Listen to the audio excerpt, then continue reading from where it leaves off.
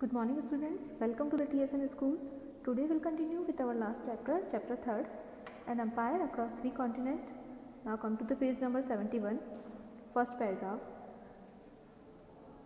The monetary system of the late empire broke with the silver-based currencies of the first 3 centuries because the Spanish silver mines were exhausted and government ran out of sufficient stock of the metal to support a stable coinage in silver. Constantine founded the new monetary system on gold, and there were vast amounts of this in circulation throughout late antiquity.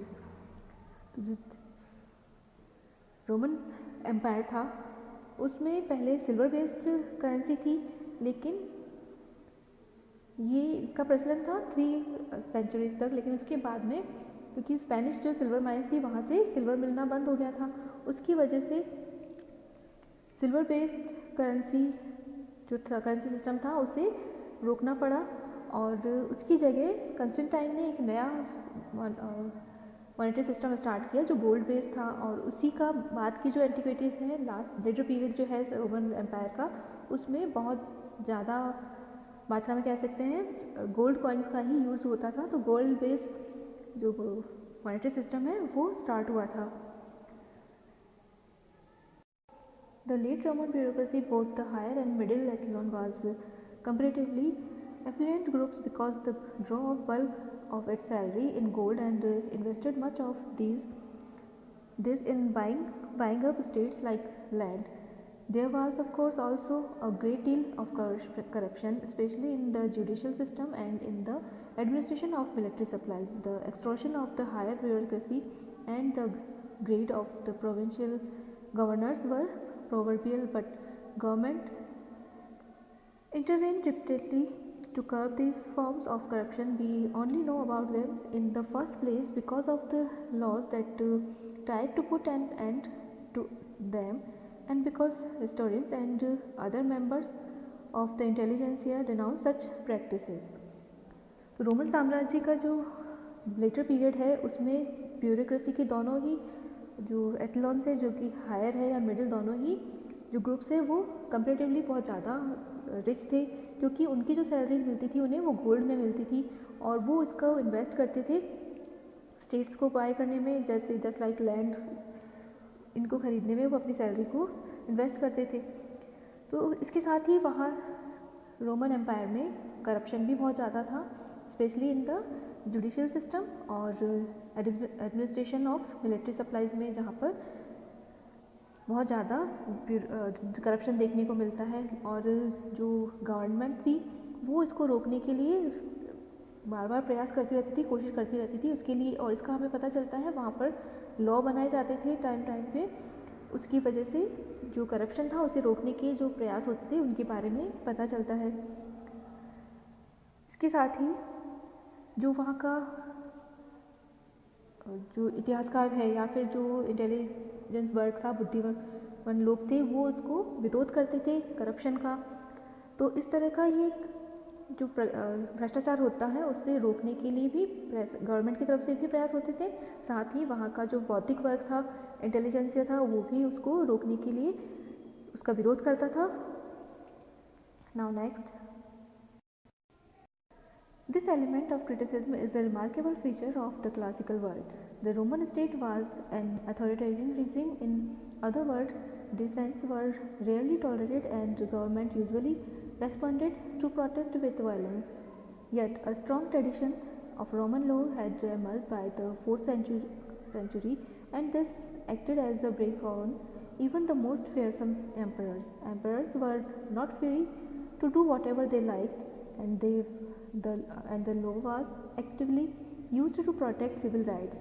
That is why in the later 4th century it was possible for powerful bishop like Ambrose to confront equally powerful emperors when they were excessively hostile or repressive in their handling of civilian population. Criticism इसीलिए Roman साम्राज्य का remarkable feature है। और इसी के साथ जो Roman state है या जो रोमन साम्राज्य है वो अथॉरिटेरियन यानी कि तानाशाही तरह का था, उसी पे आधारित था। वहाँ पर डिसेंट को टॉलरेट नहीं किया जाता था, बल्कि बहुत कम यूजुअली उसे टॉलरेट किया जाता था, अदरवाइज उसकी रेस्पॉन्ड किया जाता था या फिर उस पर प्रोटेस्ट करने के लिए वायलेंस का सहारा लिया जाता था। हिंसा के साथ वहाँ पर प्रोटेस्ट किया जाता था अगर कोई डिसेंट होता था या कोई असहमति होती थी उससे। साथ ही 4th सेंचुरी तक वहाँ पर एक नई परंपरा बनी गई जो कि लॉ के तहत चलने की थी। उसमें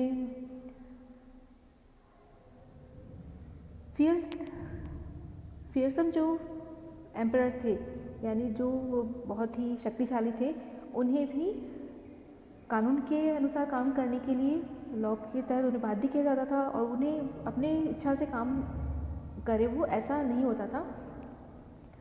इसके लिए कानून बनाए जाते थे और राजा को ये देखना होता था कि जो लॉ है वो एक्टिवली वर्क करे, बल्कि लोगों के जो सिविल राइट्स है उनको प्रोटेक्ट करने के लिए, बल्कि उनके अगेंस्ट में न जाए, उनके सिविल राइट्स को प्रोटेक्ट करने के लिए ही काम में लिए जाए। तो इसी वजह से जो बाद का 4th सेंचुरी का टाइम है उसमें कानून इतने प्रभावी होते थे। उसी की वजह से जो बिशप है जो कि धार्मिक गुरु होते थे, जैसे एम्ब्रोस का उदाहरण दिया गया है, उन्होंने जो पावरफुल राजा होते थे जो कानून में नहीं विश्वास करते थे या अपनी इच्छा से निरंकुश होते थे, अपनी इच्छा से काम करवाना चाहते थे, तो उन पर लोगों का सपोर्ट उनको मिलता था बिशप को और वे राजा को रोकते थे। Now next conclude this chapter by looking at the cultural transformation of the Roman world in its final centuries. Late antiquity is the term now used to describe the final fascinating period in the evolution and breakup of the Roman Empire and refers broadly to the 4th to 7th centuries. The 4th century itself was one of the considerable ferment, both cultural and economic. At the cultural level, the period saw momentous development in religious life, with the Emperor Constantine deciding to make Christianity the official religion, and with the rise of Islam in the 7th century. But there are equally important changes in the structure of the state that began with the Emperor Diocletian, and it may be best to start with these. Late antiquity यानी बाद का जो time है, परवर्ती पुरा काल जिसे कहते हैं। इस चैप्टर में जो रोमन साम्राज्य है उसका जो लास्ट का टाइम है, उसकी अंतिम जो शताब्दियाँ हैं, सेंचुरीज है, उसका जो टाइम पीरियड है उसे एंटीक्विटी के नाम से जाना जाता है। इसमें रोमन साम्राज्य का स्टार्ट और उसका डेवलपमेंट और उसका फैसिनेटिंग जो पीरियड रहा है उसके बारे में यहाँ डिस्क्राइब किया गया है। और अगर इसका वर्णन किया जाए तो ये मेन रूप से इसको 4th से लेकर 7th सेंचुरी के बीच का टाइम रहा है इसका। 4th जो सेंचुरी थी उसमें इसकी जो कल्चरल और जो इकोनॉमिक है बहुत सी चेंजेस हुए थे। कल्चरल लेवल पर देखा जाए तो यहाँ पर जो कॉन्स्टेंटाइन है उसने क्रिश्चियनिटी को मेन रिलीजन बना दिया, उसको फिर क्या राज्य धर्म बना दिया था। और साथ ही 7th जो सेंचुरी थी उसमें इस्लाम जो था धर्म उसका उदय हुआ। तो इसके साथ ही राज्य का जो स्ट्रक्चर था उसमें भी बहुत कुछ चेंजेस हुआ। तो ये दोनों ही टाइम पीरियड जो 4th से लेकर 7th सेंचुरी के बीच का जो टाइम है बहुत ही अलग अलग चीज़ों से भरा हुआ रहा। तो इसी को इसमें डिस्कस किया गया है। रोमन एम्पायर के जो स्ट्रक्चर में चेंजेस हुए वो डायक्लेशियंस के, जिसका टाइम पीरियड 284 से 305 सेंचुरी के टाइम में रहा था, उस समय में ये चेंजेस हुए थे। Now over expansion had led Diocletian to cut back by abounding territories with little strategic or economic value. Diocletian also fortified the frontiers, reorganized provincial boundaries and separated civilian from military functions, granting greater autonomy to the military commanders, who now became a more powerful group. Constantine consolidated some of these changes and added other of his own. His chief innovations were in the monetary sphere, where he introduced a new denomination, the solidus, a coin of 4.5 grams of pure gold that would in fact outlast the Roman Empire itself. Solidi were minted on a very large scale and their circulation run into millions. जो डायक्लेशियन है उसने अपनी जो territory थी उसकी borders को cut किया, उसकी सीमाओं में कटौती की, और जो प्रोविंसेस थे, प्रांत थे जो ज़्यादा इम्पोर्टेंट नहीं थे, ज़्यादा महत्व के नहीं थे, उनको जैसे वो सामरिक दृष्टि से या फिर इकोनॉमिकली कम वैल्यू के थे, उन्हें अपने स्टेट से हटा दिया और उसने जो उसकी सीमाएं थी उनको भी वापस से रीऑर्गेनाइज किया और उनको मजबूत बनाया। साथ ही उसने सेनाओं जो थी उससे सिविलियन फंक्शंस को अलग कर दिया और जो मिलिट्री कमांडर्स थे उनको और भी ज़्यादा पावर देकर उन्हें एक पावरफुल ग्रुप बना दिया था। उसके बाद कंस्टेंटाइन आया जिसने जो चेंजेस डायक्लेशियन ने किए थे उनको कुछ को तो उसने एक्सेप्ट किया, साथ ही कुछ और भी अपनी तरफ से उसने चेंजेस में किए। उनमें से दो सबसे मेन हैं, जिसमें फर्स्ट है उसने नया सिक्का चलाया जिसे सॉलिडी के नाम से जानते हैं, सॉलिडस के नाम से, और इसमें 4.5 ग्राम प्योर गोल्ड होता था क्योंकि उसके समय तक जो सिल्वर बेस्ड मॉनेटरी सिस्टम था वो ख़त्म हो गया था, बिकॉज सिल्वर मिलना बंद हो गया, इसीलिए उसने gold based monetary system start किया। और जो सॉलिडस था उसे इतने बड़े लार्ज स्केल पर बनाया जाता था तो उसका सर्कुलेशन भी बहुत ज़्यादा होने लगा, मिलियंस में होने लगा था, और रोमन साम्राज्य के ख़त्म होने के बाद में भी ये काफ़ी लंबे टाइम तक सर्कुलेशन में रहा था। नाउ नेक्स्ट,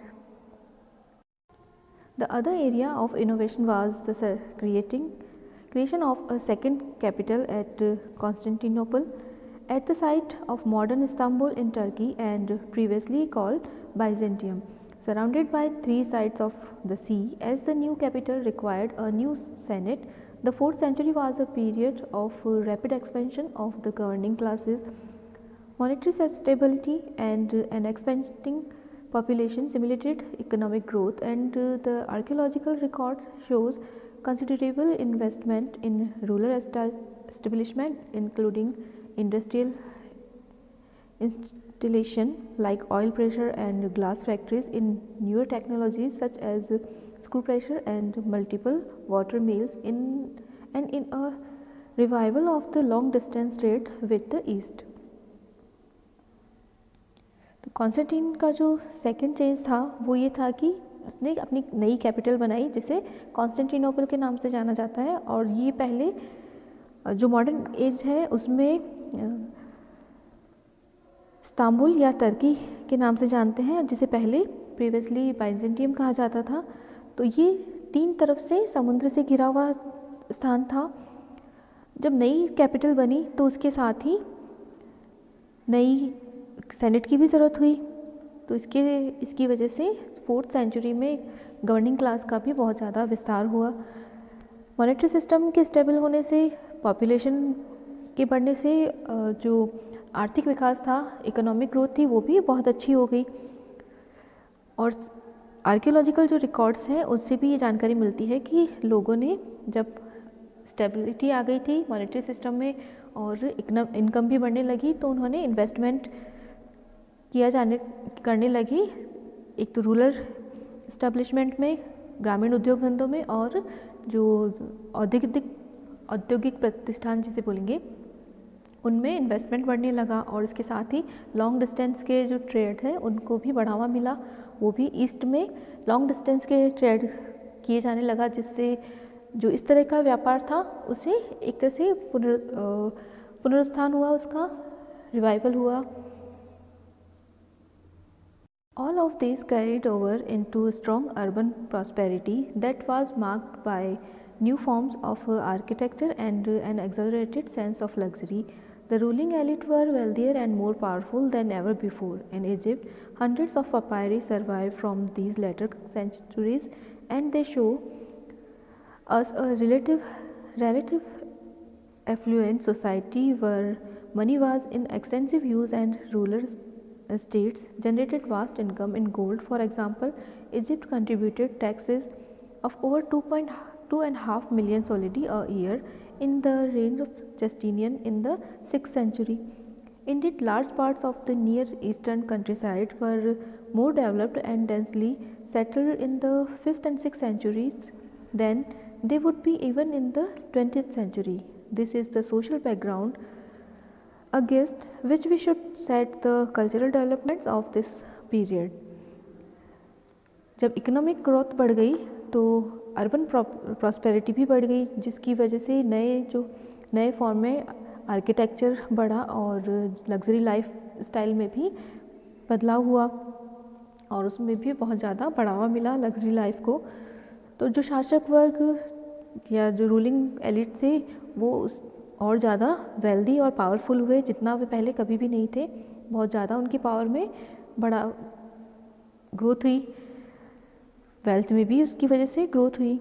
और इजिप्ट से जो बहुत से सैकड़ों पापायरिस मिले हैं, उनसे पता चलता है कि ये जानकारी हमें मिलती है कि जो मनी है उसका एफ्लुएंस यूज़ होता था, बहुत ज़्यादा उसका प्रयोग किया जाता था, मनी का यूज़ बहुत एक्सटेंसिव होता था।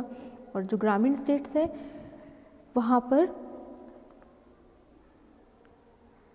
बहुत ज़्यादा इनकम होती थी इन गोल्ड में, कह सकते हैं। उनकी मतलब इतना डेवलप हो चुका था ग्रामीण एरिया भी, या जो कंट्री साइड्स है वो भी, और उसी की वजह से जो इनकम थी उनकी वो गोल्ड में होती थी। और इस अगर उदाहरण देखें इजिप्ट का, तो वहाँ के जो कंट्री साइड्स थे या वहाँ से जो टैक्स पे होता था ईयरली, वो होता था 2.5 मिलियन सॉलिडी के रूप में, जो कि प्योर गोल्ड से बने होते थे। सॉलिडी कॉइन उनके रूप में मिलता था टैक्स। और ईस्टर्न कंट्री साइड या जो ग्रामीण क्षेत्र था वो भी बहुत ही ज़्यादा डेवलप हो चुका था। अगर उस समय में 5th और 6th सेंचुरी के टाइम में जितना आज के लेवल, आज का जो 20th सेंचुरी है उससे भी ज़्यादा डेवलपमेंट वहाँ देखने को मिलता था। तो इसी की वजह से जो सोशल बैकग्राउंड था उसी के बेस पे उनके कल्चरल डेवलपमेंट भी देखने को मिलता है आगे।